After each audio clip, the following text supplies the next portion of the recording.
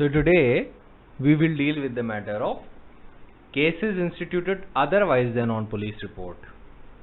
So first I'll just quickly read the section and tell you what to mark in it. Alright. Section 244 says evidence for the prosecution. When in any warrant case instituted otherwise than on police report, the accused appears or is brought, mark this, the magistrate shall proceed to hear the prosecution and take all the evidence as may be produced in the support of prosecution. Subsection 2 says, the magistrate may, on the application of the prosecution, issue any summons to any of its witnesses, directing him to attend or produce any document or other thing. Then we come to section 245, when the accused shall be discharged. If upon taking all the evidence referred to in subsection 244, the magistrate considers, for the reasons to be recorded, that no case against the accused has been made out, which, if unrebutted, warrant his conviction, mark the unrebutted and warrant his conviction, the magistrate shall discharge him. Now subsection 2 says of 245, nothing in this section shall be deemed to prevent a magistrate from discharging the accused at any previous stage of the case if, for the reasons to be recorded by the magistrate, he considers the charge to be groundless. Mark the word groundless. Now, we are dealing with a very peculiar situation here. Usually, when we see the case instituted on police report, the magistrate has to comply with 207. He has to give the copy of an FIR, statements recorded under 161, 164, and the documents on which the prosecution proposes to rely upon, etc., etc. Then there comes the stage of discharge under 239. Then comes the stage of charge framing. Under police report, cases instituted on police report.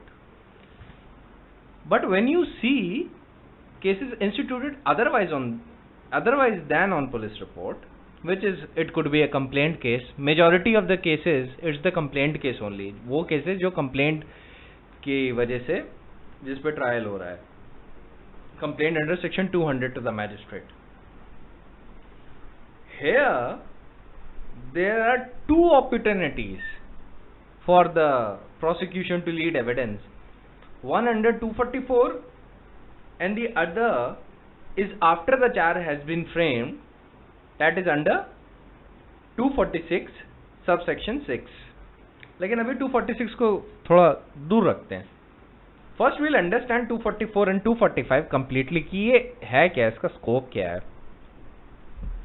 So basically आपको एक चीज बता दूं कि in a warrant trial which is instituted otherwise than on police report, and when the accused appears or is brought before the magistrate under section 244, the magistrate has to hear the prosecution and take such evidence. He can only hear the prosecution after the accused is appear or is brought before him. तो ये ध्यान में रखिएगा, तो 244 में जो evidence of the prosecution लिया जाएगा वो accused के presence में ही लिया जाएगा. Why accused की presence में? Because if you remember 273 में evidence has to be taken in the presence of the accused. ये वाला evidence जो है ना, ये जो trial के purpose के लिए, it has to be taken in the presence of the accused. That is why the court is mandating कि आप evidence लेंगे तो उसी के सामने accused के सामने लेंगे. That is why the evidence of the prosecution is taken only when the accused appear or is brought before him, unless the case falls within the exceptional scenario under 299.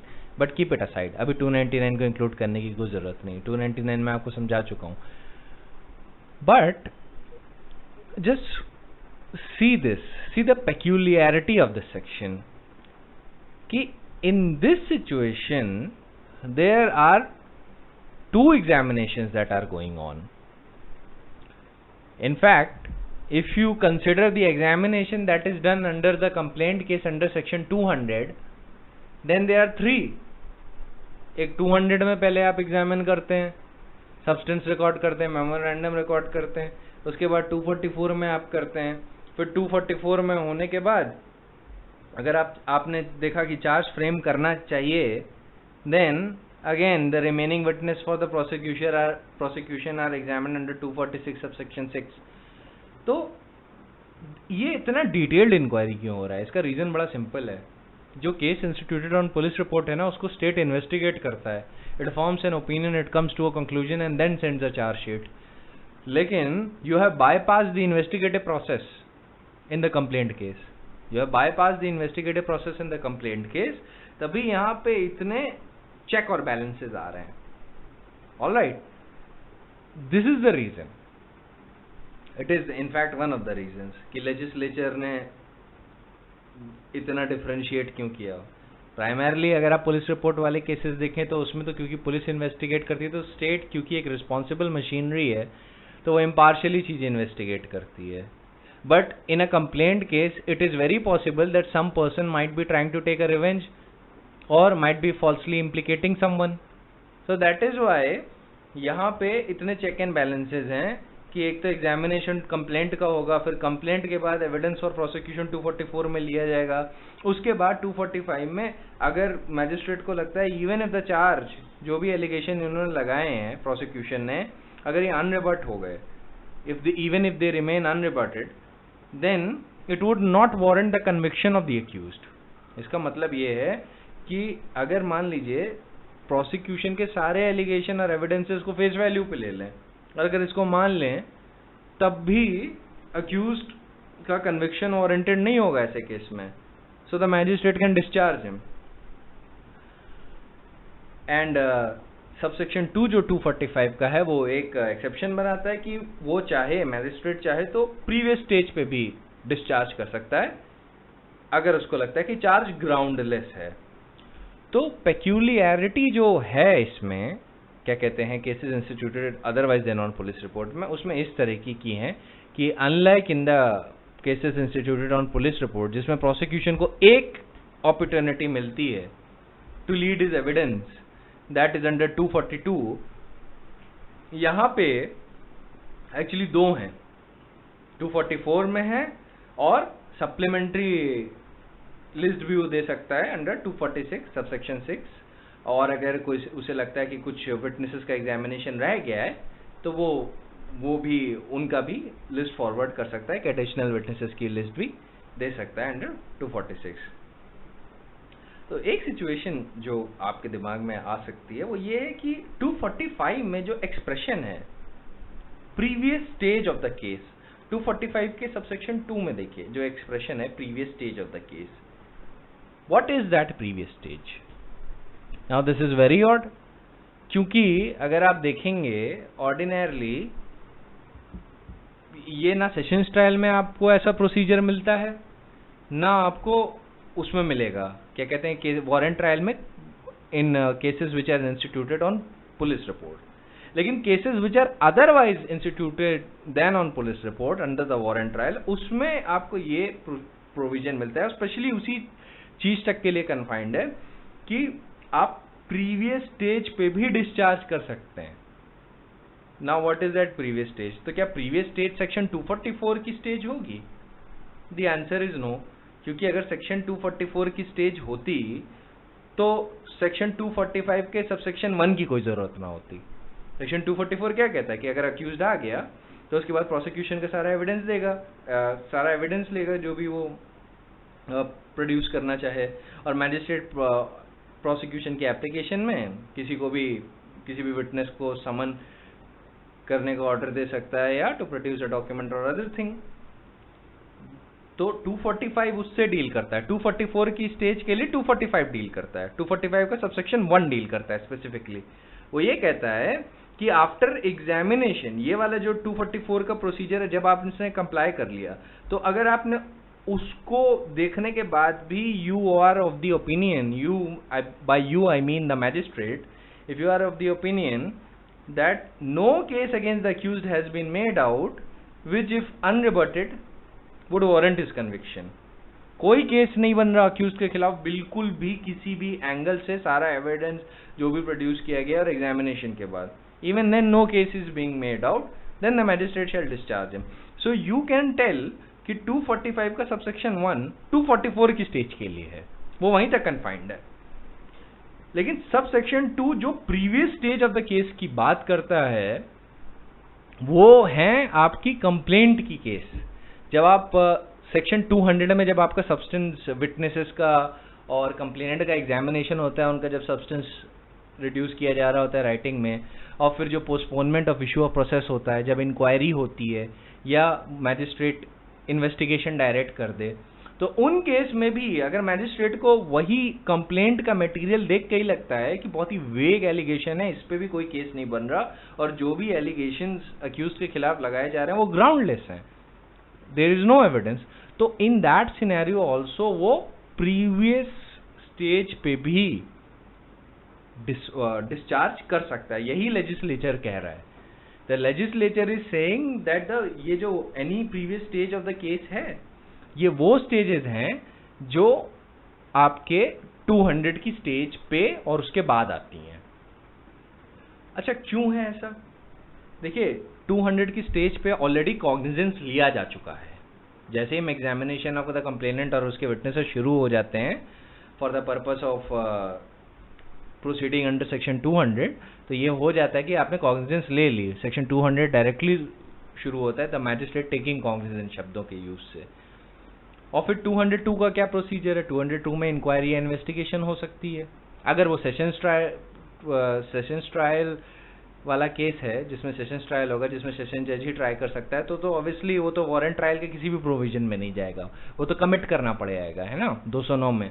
लेकिन अगर वो जुडिशियल मैजिस्ट्रेट द्वारा triable है under section 244 to section 248, which are the provisions for cases instituted otherwise than on police report, तो उन situations में जो previous stages हैं वो यही वाली stages हैं, 202 की इंक्वायरी या 202 में जो भी इन्वेस्टिगेशन है या 200 की स्टेज, तो वो अगर चाहे तो केसेस डिसमिस कर सकता है। Even in the case of issue of process करने से पहले भी, इश्यू ऑफ प्रोसेस से पहले की जितनी भी स्टेजेस हैं ये वो previous stages of the case हैं जो सबसेक्शन 2 ऑफ सेक्शन 245 ने इनविसेज की हैं कि अगर चार्ज ग्राउंडलेस है, so the magistrate need not wait till the stage of 244, he may discharge him earlier. इस केस में डिस्चार्ज कहने की बजाय वो ज्यादा बेहतर रहेगा कि the magistrate will dismiss the complaint,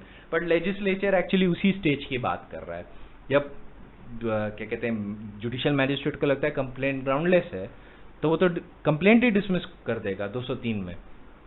और दो प्रोविजन और हैं, if you remember correctly,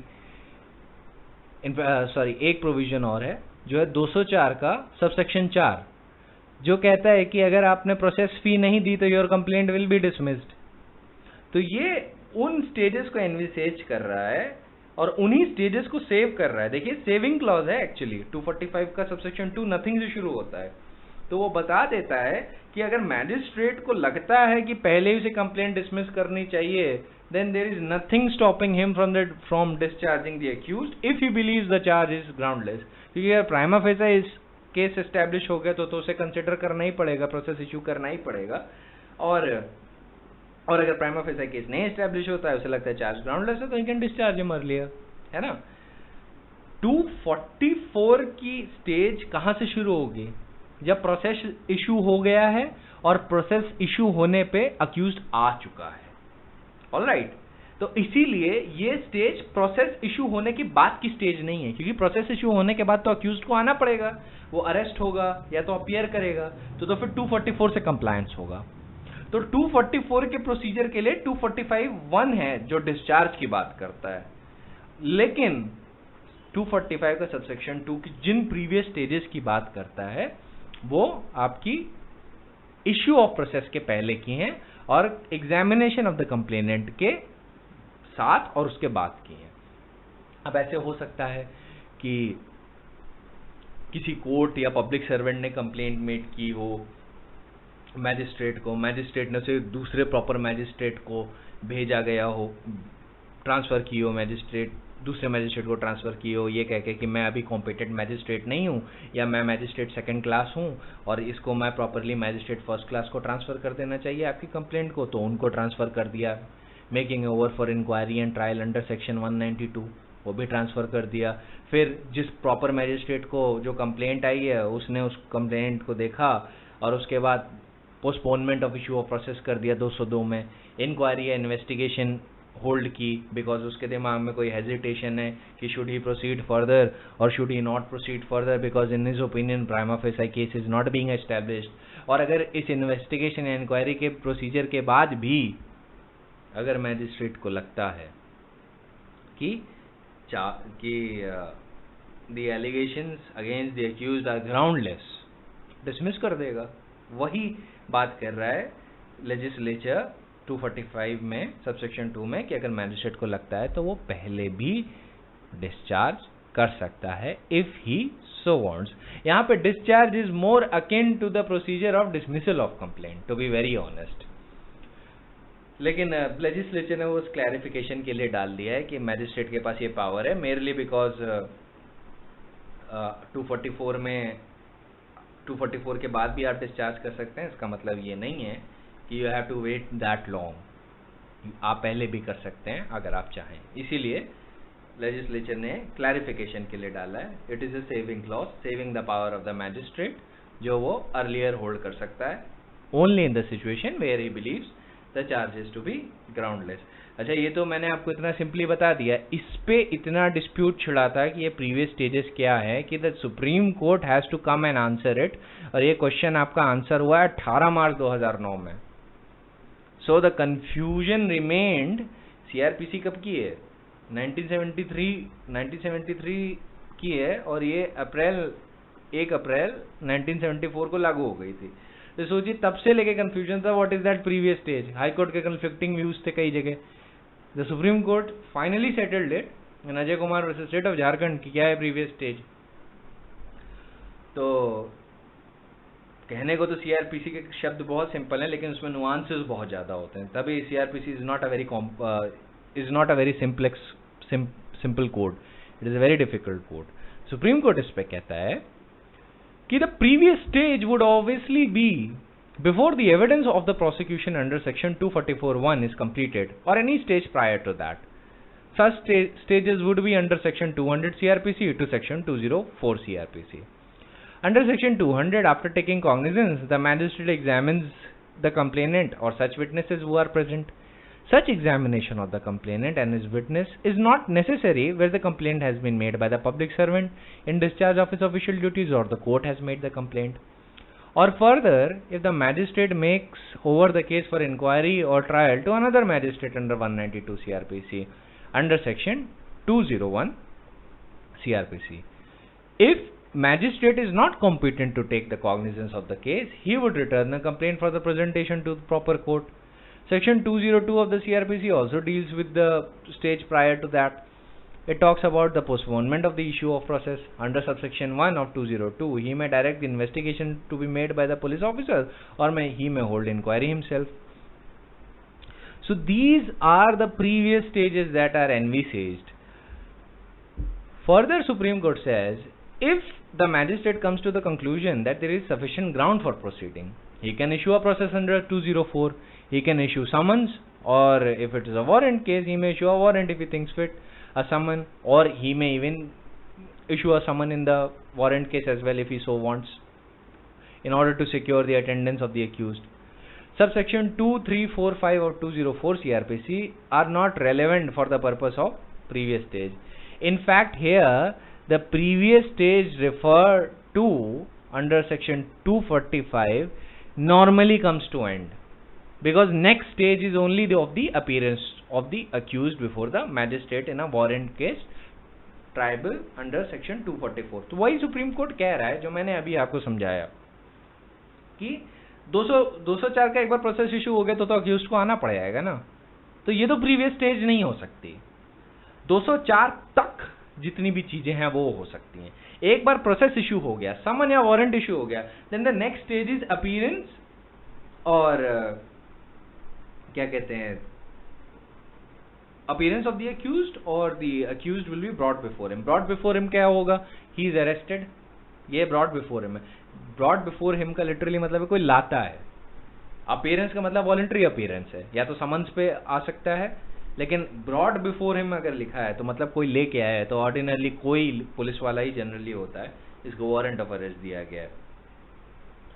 so basically जब एक बार वारंट, जब प्रोसेस इशू हो गया और अक्यूज आ गया तो 244 की सिचुएशन पे आप जाएंगे। तो 204 सीआरपीसी तक ही प्रीवियस स्टेज एनविसेज्ड है। एक बार आपने 204 में समन या वारंट भेज दिया and the accused is brought, then तब आपकी 244 की स्टेज शुरू हो जाएगी और उसका डिस्चार्ज 245 के सबसेक्शन 1 में होगा। 245 के सबसेक्शन 2 में जो previous stage of the case, जिसमें अगर उसे लगता है चार्जेस ग्राउंडलेस हैं तो जिस पे वो डिस्चार्ज कर सकता है, वो ऑब्वियसली इश्यू ऑफ प्रोसेस के पहले है, जो 204 में होता है। तो इश्यू ऑफ प्रोसेस के पहले जो भी स्टेज है वो वही प्रीवियस स्टेज है जिसकी 245 सबसेक्शन 2 बात कर रहा है। अब now will read section 246. It says, when evidence has been taken or at any previous stage of the case, the magistrate is of the opinion that there is ground for presuming that the accused has committed an offence triable under this chapter. So ground for presuming mark कर लीजिए और any previous stage of the case mark कर लीजिए। अब देखिए ये any previous stage of the case और 246 का any previous stage of the case और 245 का any previous stage of the case बड़ा मैचिंग है, पर क्या ये एक्चुअली में मैच करता है? अगेन इसमें एक नुआंस है। Again there is a complex factual matrix and legal matrix involved under section 245 and 246। तो इसको जरूर मार्क कर लीजिएगा कि any previous stage of the case under 246। The magistrate is of the opinion that there is ground for presuming that the accused has committed an offence triable under this chapter. Which such magistrate is competent to try? तो competent to try को mark कर लीजिए। Which in his opinion could be adequately be punished by him. Adequately punished by him को mark कर लीजिए। He shall frame in writing a charge against the accused. तो brackets में, इसी section के ब्रैकेट्स में 325 भी लिख दीजिए। वो मैं बहुत बाद में आऊँगा कि 325 मैंने क्यों लिखवाया आपको, लेकिन 246 जो है इसमें अभी मुझे आपको previous stage of the case से डील करना है। कि ये कह रहा है 246 की previous stage of the case जो है, इसमें आप चार्ज भी फ्रेम कर सकते हैं कि आप 246 से पहले भी चार्ज फ्रेम कर सकते हैं, दैट इज अंडरस्टैंडेबल। लेकिन सवाल ये उठता है कि जैसे कि प्रिलिमिनरी इंक्वायरी के वक्त 202 में, क्योंकि 245 के लिए any previous stage of the case तो इश्यू ऑफ प्रोसेस के पहले की जितनी भी स्टेजेस है वो मानी गई हैं, तो क्या 244 के प्रोसीजर के कंप्लायंस से पहले आप चार्ज फ्रेम कर सकते हो? 244 क्या है? Evidence for prosecution. तो क्या एविडेंस ऑफ प्रोसिक्यूशन में, जहां पे अक्यूज्ड अपीयर और ब्रॉट होने के बाद उसका एविडेंस लिया जाएगा, प्रोसिक्यूशन का एविडेंस लिया जाएगा व्हेन द अक्यूज्ड अपीयर और is brought before the magistrate, तब जो प्रोसिक्यूशन का एविडेंस लिया जाएगा, क्या उसके पहले, क्या before that stage magistrate charge बना सकता है? क्योंकि 246 की at any previous stage of the case के वर्ड्स की माने और 245 के any previous stage of the case के वर्ड्स को कंपेयर करें आपस में, तो अगर सुप्रीम कोर्ट ने 245 में any previous stage of the case को इश्यू ऑफ प्रोसेस के पहले की स्टेजेस मानी है, तो 246 में भी वो होना चाहिए, है कि नहीं? एकदम नेचुरल सा बात होगी कि आदमी कहेगा, but it's answer is no. Magistrate ऐसा नहीं कर सकता। मैं बहुत सिंपली आपको आंसर बता दे रहा हूं कि 244 के कंप्लायंस से पहले मैजिस्ट्रेट 246 में 244 की स्टेज से पहले कभी भी चार्ज फ्रेम नहीं कर सकता। अक्यूज्ड के अपीयर होने के बाद जब प्रोसिक्यूशन का एविडेंस लेगा, उसी के बाद ही वो चार्ज फ्रेम कर सकता है। सुप्रीम कोर्ट ने ये बात कैटेगोरिकली हेल्ड की थी Ajay Kumar Ghosh versus state of Jharkhand में। इसमें सुप्रीम कोर्ट ने बोला कि the trial court cannot proceed to frame a charge before any evidence is given under section 244 merely because the magistrate is empowered to discharge under section 245(2) at any previous stage. It would not be correct to hold that he can frame a charge even without any evidence being led by the prosecution under 244. The words "or at any previous stage of the case" appearing in 246 would include 245 also, where the accused has been discharged under 245 CRPC. While similar term is under section 246 subsection 1, it may include stage even before the evidence is recorded, but it cannot be held that the words appearing at any previous stage of the case under 245 and the words appearing under 246 which are at any previous stage of the case, ये दोनों similar हैं. Supreme court ने कहा 245 में जो any previous stage of the case है और जो 246 में जो वर्ड्स हैं any previous stage of the case, ये दोनों डिफरेंट हैं. ये लोग डिफरेंट रेल्म्स में ऑपरेट करते हैं. They operate in different realms. 246 confined है 244 की स्टेज तक. 246 में जो any previous stage of the case है वो वहीं पे है कि जब आपने एविडेंस ले लिया आप उसी स्टेज पे कर सकते हैं. After you have complied with the evidence for prosecution. आप उससे पहले नहीं कर सकते. You can not have an inquiry stage under 202 of the CRPC और वहां पे आपने चार्ज फ्रेम कर लिया. आप वो नहीं कर सकते. आपको पहले एविडेंस फॉर प्रोसिक्यूशन लेना है और उसी के बाद ही आप किसी को चार्ज फ्रेम कर सकते हैं. उसी के बाद आप चार्ज फ्रेम कर सकते हैं. Only after that the magistrate is empowered to frame a charge after complying with the situation under 244. But 245 के सबसेक्शन 2 में ऐसा कोई रिस्ट्रेंट नहीं है. तभी सुप्रीम कोर्ट ने कहा कि मेरली बिकॉज दो एक्सप्रेशन एक ही तरीके से दिख रहे हैं आपको अंडर 2 सेपरेट सेक्शन, इसका मतलब ये नहीं कि दोनों को सेम ही मीनिंग दी जाएगी. उसके कंटेक्स्ट और उसके ऑब्जेक्ट को देखते हुए उसको मीनिंग दी जाएगी. तो इसीलिए आप मेरली बिकॉज ये दोनों शब्द एक जैसे आपको लग रहे हैं, लाइन भी एक ही जैसे हैं और हैं भी, लेकिन इसका मतलब ये नहीं कि वो एक ही तरीके से ऑपरेट करेंगे. ऑलराइट, ये एक नुआंस है जो 246 में है बस. और इसमें और कोई चीज कॉम्प्लेक्स नहीं है. It is very simple. There here after it becomes very simple section. This was the only nuance. तभी मैंने इसको लास्ट टाइम के लिए नेक्स्ट डे के लिए छोड़ दिया था. तो अब एक सवाल उठता है, क्या आप merely on the expiry of limitation period पे डिस्चार्ज सीख कर सकते हैं कोर्ट से? अच्छा, CRPC में भी लिमिटेशन होता है. If you people don't know, then section 467 to 473 deals with the provision of limitation. वो लिमिटेशन से डील करता है.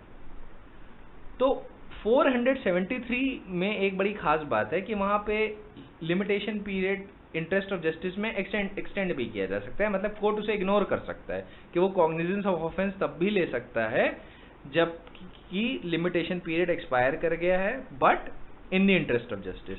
लिमिटेशन जो क्रिमिनल मैटर्स में होता है ना, वो मैक्सिमम, जब भी कोई भी ऑफेंस मैक्सिमम 3 साल तक से पनिशेबल है, तो लिमिटेशन पीरियड मैक्सिमम 3 इयर्स रह सकता है. अगर वो 1 साल से ज्यादा है और 3 साल तक या उससे कम है. तो 468 में ये लिखा है कि कितने कितने साल का पीरियड होगा. जैसे अगर सिर्फ फाइन से पनिशेबल है तो 6 महीना, 1 साल से ज्यादा से नहीं पनिशेबल है तो 1 साल का लिमिटेशन पीरियड होगा जिसके अंदर आपको कंप्लेंट या केस दायर करना है. 3 साल लिमिटेशन पीरियड तब होता है जब ऑफेंस 1 साल से ज्यादा है पर 3 साल तक का है या 3 साल से कम है. तो लिमिटेशन पे तो हम लोग लास्ट में आएंगे ही आएंगे, लेकिन अभी मैं बस एक पॉइंट इसलिए वो बता रहा हूँ आपको कि क्या डिस्चार्ज सीख किया जा सकता है सिर्फ इसी ग्राउंड पे कि लिमिटेशन पीरियड एक्सपायर कर गया है. Then the answer is no, because the complainant always have an option to seek an extension of time under 473 CRPC, और complainant magistrate को fact और circumstances पे satisfy कर सकता है कि you should allow me to extend the time और मेरी complaint को आपको देखना चाहिए because I have these peculiar facts and circumstances. कोई भी हो सकते हैं, एक्सीडेंट हो गया था, वो सिक था, या उसे धमकी दी गई थी, या वो हॉस्पिटलाइज था, इट एसेट्रा एसेट्रा. वो फैक्ट्स और सर्कमस्टेंसेस पे डिटरमाइन होते हैं। तो merely on this fact that the limitation period has expired, आप डिस्चार्ज नहीं सीख कर सकते अंडर 245 CRPC। ये point Rakesh Kumar Jain versus state represented through CBI में डिसाइड हुआ था। ये सारी जो चीजें हैं ना, ये इंटरलिंकिंग ऑफ द सेक्शन जो हो रहा है, अभी इसमें आपको स्ट्रेस नहीं लेना है। It is very simple, you just have to keep in mind कि ये सेक्शन कहीं ना कहीं आ सकता है, बस लिख लीजिए। उसमें जोर मत लगाइए कि मुझे तो अभी उसके बारे में कुछ पता नहीं है, उसमें क्या है क्या नहीं। Just focus on learning what you are learning right now. Do not focus about other subjects unless and until they have been completed. क्योंकि इंटरलिंकिंग से क्या होता है, आपको होलिस्टिकली सब समझ में आता है। ऐसे होलिस्टिकली नहीं समझ में आएगा क्योंकि सीआरपीसी एक सीक्वेंस में नहीं चलती है, 1 to 484 नहीं चलती है। वो कहीं बीच से चलेगी, कहीं बीच से कोई प्रोविजन चलने लगेगा, फिर वो जाके किसी और स्टैट्यूट पे जंप करेगा। ऐसे सीआरपीसी वर्क करती है, तभी सीआरपीसी को कभी 1 to 484 नहीं पढ़ाया जाता। So I come to the next point. अब नेक्स्ट पॉइंट है वो सेक्शन 246 के 6 से डील करता है। But first I will just read some of the procedure formality वाले जो प्रोविजन है, कि ये आप पहले भी ट्रायल्स में सुन चुके होंगे कि charge shall be read to the accused and he will be asked whether he pleads guilty और has any defence to make. Subsection 3 में आएगा if the accused pleads guilty तो मैजिस्ट्रेट प्ली रिकॉर्ड करेगा, और अगर उसका डिस्क्रेशन हो तो he may convict him thereon. देखिए प्ली ऑफ, अगर किसी ने गिल्टी प्ली ली है तो एक बात हमेशा याद रखिएगा कि वो प्ली को रिकॉर्ड जरूर करेगा। देखिए सेशन जज भी रिकॉर्ड करता है, सारे मैजिस्ट्रेट भी रिकॉर्ड करेंगे अगर उसके सामने गिल्टी प्ली किया, कि बताएंगे कि हाँ ही प्लीडेड गिल्टी। पर what you will do is that you will not, basically what you will do कि आप प्ली तो रिकॉर्ड कर लेंगे, लेकिन आप उस पे कन्विक्ट करें या ना करें। Do you want to convict a person or not? That is up to your judicial discretion. That is not up to the accused. ठीक है, तो वो आपका judicial discretion है। You may convict him on his plea of guilt. You are not bound to convict. तो plea जरूर record करेंगे for the purpose of the record. Record of the case में prepared रहता है कि accused ने ये बोला था, ये plea ली थी, even then magistrate tried। इसीलिए आप हमेशा देखेंगे कि यहाँ पे शैल शब्द हमेशा लगता है, वहां पे भी लगेगा, सेशंस ट्रायल में भी वहां पे प्ली ऑफ गिल्ट में शैल शब्द लगा होगा। Shall record the plea but he may convict, shall record the plea but may convict. फिर सब सेक्शन 4 पे आ जाते हैं। If the accused refuses to plead, does not plead, claims to be tried etcetera etcetera, he shall be required to state at the commencement of next hearing of the case, or if the magistrate for the reasons to be recorded in writing so things forthwith, reasons to be recorded in writing so things forthwith को mark कर लीजिएगा, whether he wishes to cross examine any or which of the witness for prosecution whose evidence has been taken। तो अब देखिए यहाँ पे जब forthwith cross examine करने को बोलता है तो मैजिस्ट्रेट को रीजन रिकॉर्ड करना है, लेकिन जब वो एडजर्न कर देता है नेक्स्ट हियरिंग के लिए तब उसको रीजन रिकॉर्ड करने की जरूरत नहीं है। इसका रीजन ये है कि लेजिस्लेचर जानता है कि क्रॉस एग्जामिनेशन प्रिपेयर करने में टाइम लगता है आदमी को, और ऐसे में cross examination is used to verify the credibility of the witness. जो विटनेस बोल रहा है उसकी वेरासिटी क्या है, वो कितना सच बोल रहा है, कितना ट्रूथफुल है, ये क्रॉस एग्जामिनेशन से पता चलता है। तो क्रॉस एग्जामिनेशन को आपको प्रिपेयर करने में टाइम चाहिए कि आप प्रॉपर क्वेश्चन क्या फ्रेम करेंगे क्रॉस एग्जामिनेशन में, क्रॉस एग्जामिनेशन के लिए क्या क्या फैक्ट्स आपको कलेक्ट करने हैं विटनेसेस की क्रेडिबिलिटी हटाने के लिए, क्योंकि as from the point of view of the accused and from the point of view of the defence आप तो हमेशा क्रेडिबिलिटी गिराने के लिए ही क्रॉस एग्जामिन करते हो।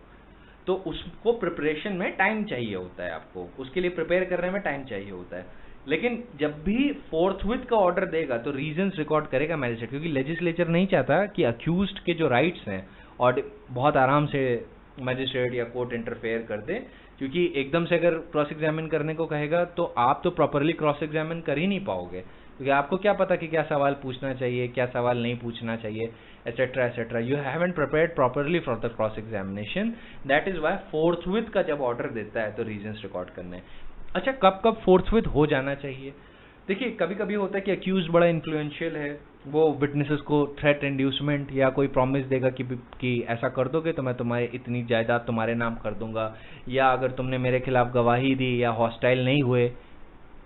अगर हॉस्टाइल होना ये होता है कि पहले जो आपने बयान दिया था उससे मुकर गए, तो वो बोलेगा, अक्यूज बोलेगा कि अगर आपने जो विटनेस जिसने ऑलरेडी प्रोसिक्यूशन के फेवर में कुछ बोल दिया है तो बोल देगा कि अगर आपने मुकरे नहीं अपने बयान से तो मैं आपको मरवा दूंगा या आपकी फैमिली को मरवा दूंगा। तो जो इंड्यूसमेंट, थ्रेट और प्रॉमिस है ना, ये सारी जो चीजें हैं, इन सब चीजों को ध्यान में रखते हुए अगर मैजिस्ट्रेट को लगता है कि ऐसा अक्यूज कर सकता है और फैक्चुअल बेसिस पे लगता है ऐसे, ये फैक्ट्स पे बेस होना चाहिए, तो मैजिस्ट्रेट कह सकता है रीजंस रिकॉर्ड करके कि अभी क्रॉस एग्जामिन करो, आगे मौका नहीं दूंगा, कि क्या पता मैंने एडजर्न किया उतने टाइम पे तुमने विटनेस ही गायब कर दिए, ऐसा हो सकता है। So in order to avoid that कभी कभी मैजिस्ट्रेट फोर्थ एग्जामिन करने का ऑर्डर दे सकता है।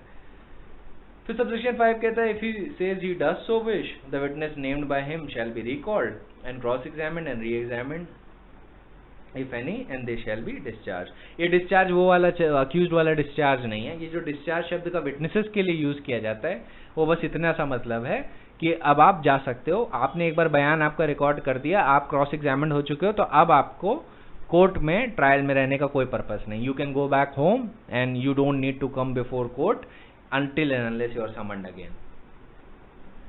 तो ये जो डिस्चार्ज शब्द है इसका सबसेक्शन 5 में जो डिस्चार्ज है विटनेस के लिए डिस्चार्ज का यूज किया गया है, तो ये उस कंटेक्स्ट में मत लीजिएगा जो अक्यूज्ड के लिए लिया जाता है, वो अलग है। यहाँ पे डिस्चार्ज का सीधे सा मतलब ये है कि वो अब आप घर जा सकते हैं, उन्होंने बयान दे दिया, क्रॉस एग्जामिन हो गए, now they don't need to attend the hearing, उन्हें हियरिंग पे आने की जरूरत नहीं है।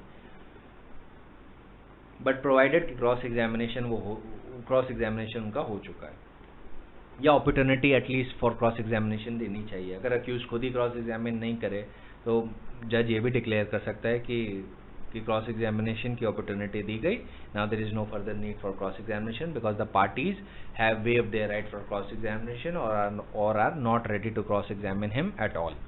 ऐसा आपने 309 में पढ़ा होगा। 309 में एक ऐसी अपॉर्चुनिटी आती है जज के पास and he can always resort to that provision, लेकिन वो तब जब ऐसे फैक्ट और सर्कमस्टेंसेस अराइज करेंगे केस पे। हर केस पे ऐसा नहीं होता, जनरली 99% ऐसा नहीं होगा, क्योंकि cross examination is a very valuable right of the accused. इसी के बेसिस पे आप विटनेस की क्रेडिबिलिटी तोड़ते हैं, इसी के बेसिस पे आपको एक्विटल मिलता है। Cross examination is the most valuable weapon in the hands of a defence lawyer. If the defence does not know how to cross examine, आप जान लीजिए आप कोई केस नहीं जीत सकते अक्यूज्ड की साइड से, unless and until the judge इतना अवेयर हो। But generally until and unless you're a defence को क्रॉस एग्जामिन करना नहीं आता, then you can forget about winning the case, क्योंकि विटनेस की क्रेडिबिलिटी इम्पीच नहीं कर पाएंगे, और क्रेडिबिलिटी तो इम्पीच करने का तो सारा खेल है। एक बार क्रेडिबिलिटी इम्पीच हो गई देन अक्यूज्ड, तो जज के दिमाग में आप एक डाउट डाल सकते हैं, रीजनेबल डाउट डाल सकते हैं, और एक बार रीजनेबल डाउट आ गया then you will be acquitted. So I'll come to subsection 6, जो important है। The evidence of any remaining witness for the prosecution shall next be taken, and after cross-examination and re-examination, if any, they shall be discharged।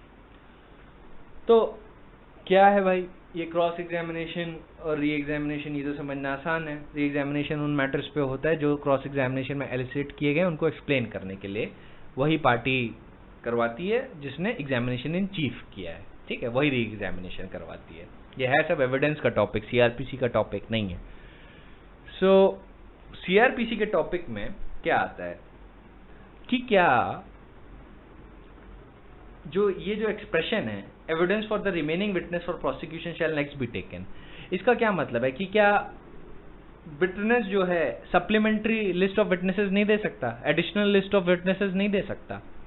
अगर मान लीजिए complainant जो है उसको और witnesses मिल जाते हैं, तो अगर वो कल को एडिशनल लिस्ट ऑफ विटनेसेस देना चाहे तो क्या वो देने में इनकेपेबल हो जाएगा?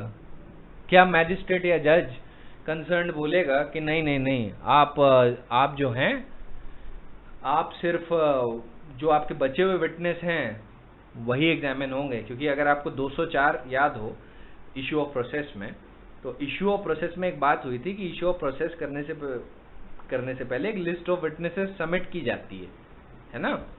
If you see section 204 of the CRPC and look at sub section 2 of 204, तो वो कहता है कि समन और वारंट इशू ही नहीं होंगे जब तक list of prosecution witness has been filed.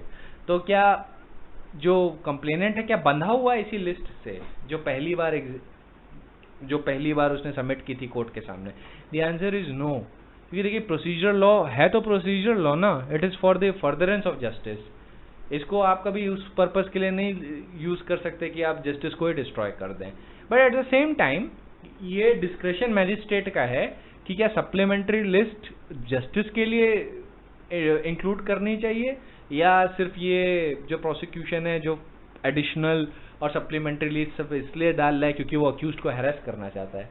मान लीजिए कोई केस ही नहीं बन रहा है, लेकिन बार बार आप सप्लीमेंट्री लिस्ट या एडिशनल लिस्ट डाले पड़े हो मैजिस्ट्रेट के सामने क्योंकि आप अक्यूज्ड को हर हियरिंग पे हैरेस करवाना चाहते हो। तो क्योंकि बिना सप्लीमेंट्री लिस्ट को कंसिडर किए तो वो जाने नहीं देगा, अगर उसे लगता है कि भाई ट्रायल होना जरूरी है। तो बार बार आपको बुला रहा है, बार बार क्या कहते हैं आप सप्लीमेंट्री लिस्ट फाइल कर रहे हैं, बार बार अक्यूज्ड को आना पड़ रहा है। तो उसे अगर डायलेटरी टैक्टिक्स के लिए यूज कर रहे हैं या मैलाफाइड पर्पस के लिए आप सप्लीमेंट्री लिस्ट डाल रहे हैं टू प्रोलॉन्ग द ट्रायल और प्रोलॉन्ग द केस, तो ऐसे केस में तो मैजिस्ट्रेट के पास बिल्कुल ही डिस्क्रेशन है कि जहां उसे लग गया कि ये मैलाफाइड या फैंसीफुल एक्सरसाइज ऑफ पावर है टू प्रोड्यूस क्या कहते हैं सप्लीमेंट्री लिस्ट आप प्रोड्यूस कर रहे हो या एडिशनल लिस्ट ऑफ विटनेसेस जो प्रोड्यूस कर रहे हो, it's only for the purpose of dilatory tactics and harassing the accuse, तो सीधे मना कर देगा कि नहीं I will not consider it.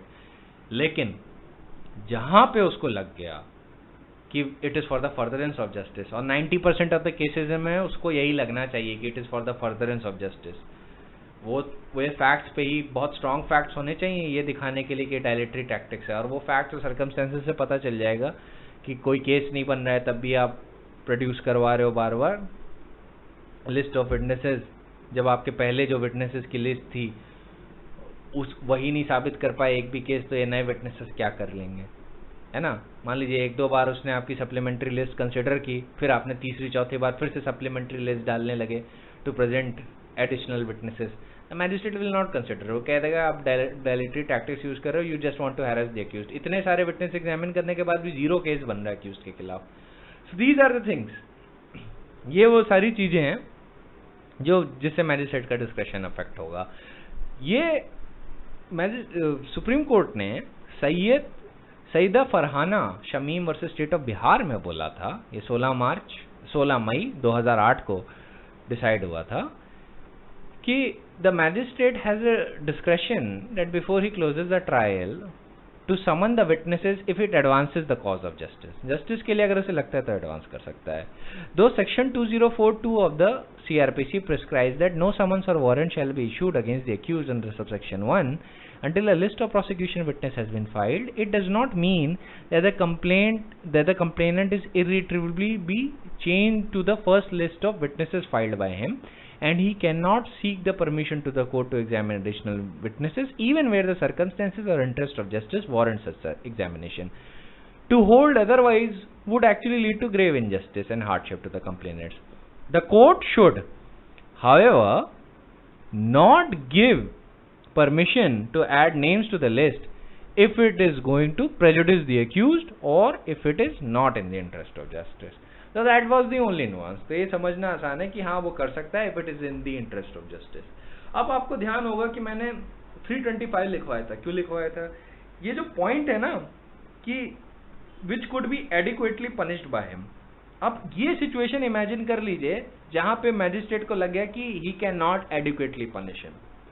तो ऐसे क्या करेगा? अब मान लीजिए रॉबरी का केस है, रॉबरी के केस में 10 साल तक पनिशमेंट दिया जा सकता है, रॉबरी सिंप्लिसिटर की बात कर रहा हूं।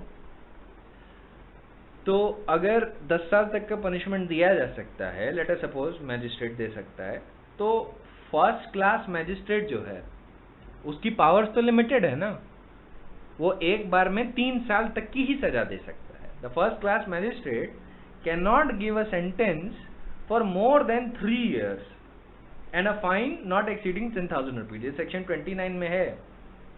देखिए आपको थोड़ा सा बता देता हूं, सेक्शन 29 मैजिस्ट्रेट्स की पावर ऑफ सेंटेंसेस डिटरमाइन करता है। तो सीजेएम 7 साल तक की सजा दे सकता है, मैजिस्ट्रेट फर्स्ट क्लास 3 साल तक की सजा दे सकता है और 10,000 रुपए का फाइन दे सकता है, दोनों दे दे। अब मैजिस्ट्रेट सेकंड क्लास मैक्सिमम 1 साल की सजा या 5,000 फाइन या दोनों दे सकता है। That is it. ये बेसिकली इनकी पावर है। सेशन जज फांसी तक की दे सकता है subject to confirmation of the high court, और हाई कोर्ट तो कोई भी सजा दे सकता है। असिस्टेंट सेशन जज जो है 10 साल तक की दे सकता है सजा मैक्सिमम। तो सेशन जज को तो अभी आउट ऑफ परव्यू रखते हैं।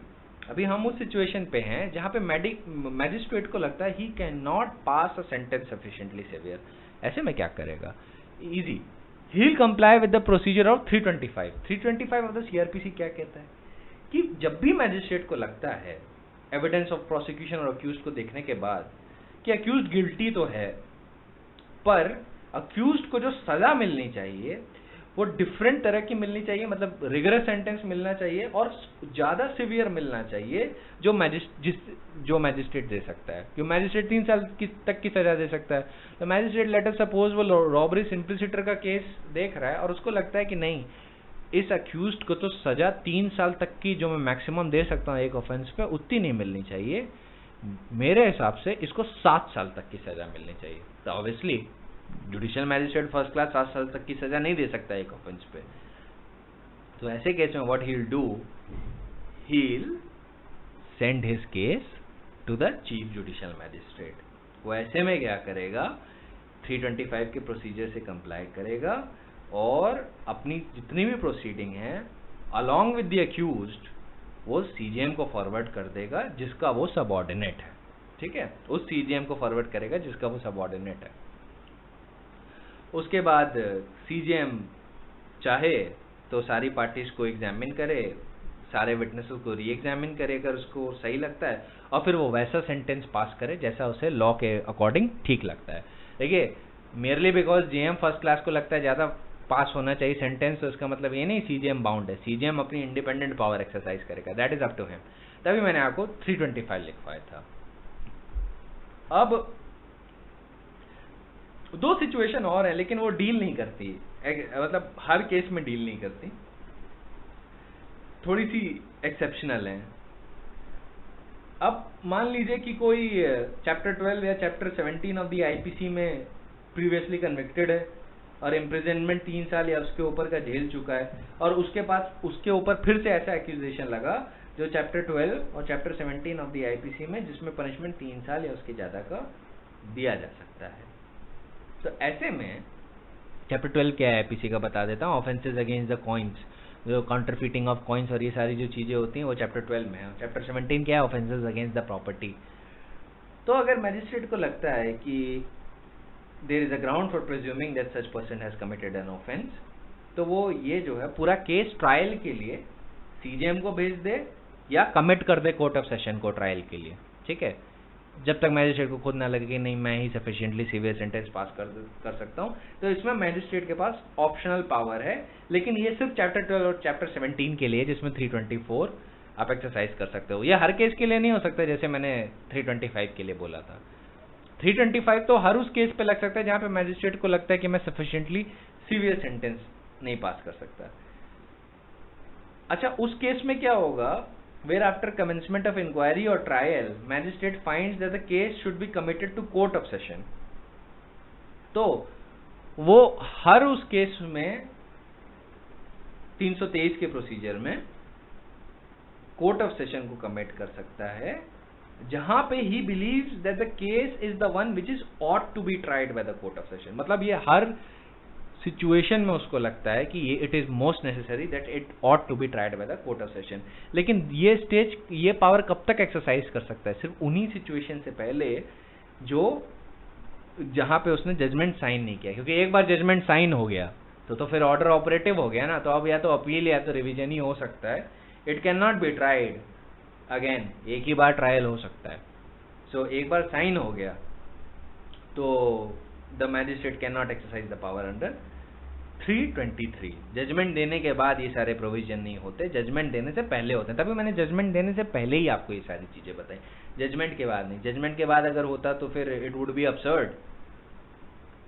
325 में भी जब आप देखते हैं तो मैजिस्ट्रेट ओपिनियन बना लेता है कि अक्यूज्ड इज गिल्टी, पर जजमेंट नहीं लिखता, ना जजमेंट साइन करता है, और उसके बाद वो सीजेएम को प्रोसीडिंग फॉरवर्ड करता है। वो सेंटेंस के लिए नहीं लगता, उसे वो सीधे बोलता है कि अगर उसे लगता है वो सेंटेंस ढंग से पास नहीं कर सकता और उसे लगता है कि अक्यूज गिल्टी है और उसे ज्यादा सीवियर सेंटेंस देना चाहिए, तो इन दैट केस जहां उसे लगा after the closure of the evidence of the accused, तो जजमेंट लिखने से पहले ही उसको 325 के प्रोसीजर में वो सीजेएम को सेंड कर सकता है।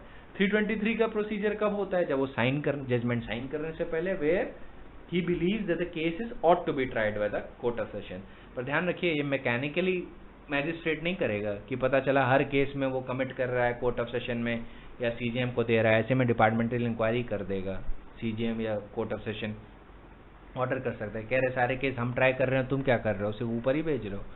So all of the situations दूसरे रेल में एक्ट करती हैं, पर 325 सबसे वाइडली यूज्ड सेक्शन है जो तब यूज होता है जब magistrate believes that he can not pass a sentence sufficiently severe. तभी मैंने आपको वो वाला वहां पे मार्क करवाया था कि वो वर्ड्स मार्क कर लीजिए, where the accused, where the magistrate thinks that he is competent to try the offense and it could be adequately be punished by him।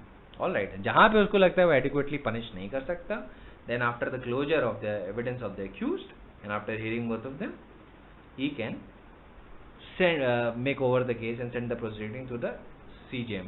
आप एक चीज इन सेक्शंस में भी ध्यान दीजिए, जहां पे केस कोर्ट ऑफ सेशंस को दिया जा रहा है वहां पे कमिट शब्द का यूज हो रहा है, लेकिन यहाँ पे प्रोसीडिंग सीजीएम को दी जा रही है तो वहां पे कमिट शब्द का यूज नहीं हो रहा, वहां पे सबमिशन ऑफ इस प्रोसीडिंग की बात कर रहा है। It is not using the word commit, मैंने आपको पहले ही बताया होगा, पर जहां पे कमिट शब्द का यूज हुआ है और मैजिस्ट्रेट कमिट कर रहा है, then he is committing it for trial to the court of session. Alright, तो कोर्ट ऑफ सेशन को कमिट होता है वो। So these were the few sections that I thought that they are necessary to deal with।